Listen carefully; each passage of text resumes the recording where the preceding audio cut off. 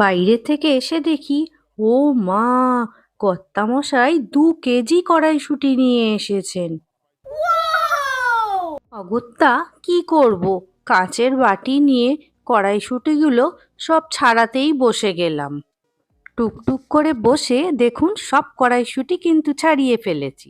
এইবার একটা প্যানে জল গরম বসিয়ে তাতে খানিকটা নুন আর চিনি মিশিয়ে দিলাম। ভালো করে একটু হাতা দিয়ে নেড়ে দিলাম।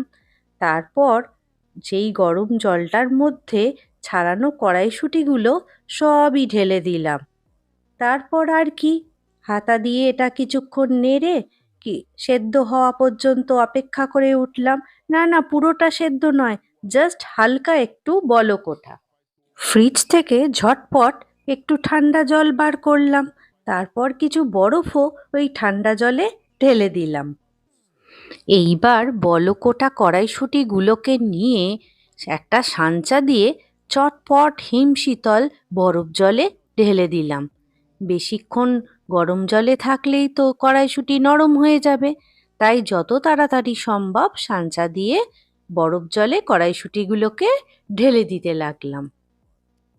এবার কিন্তু আর জল নয়, চটপট একটা শুকনো তোয়ালের মধ্যে কড়াইশুঁটিগুলোকে সুন্দর করে ঢেলে দিলাম, যাতে কড়াইশুঁটির জলগুলো খুব তাড়াতাড়ি শুকনো হয়ে যায়।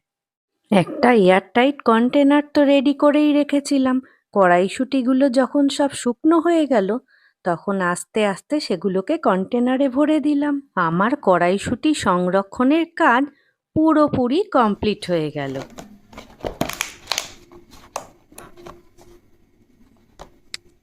গরমকালে কড়াইশুঁটির কচুরি খাওয়ার জন্য আর কোনো চিন্তা রইল না।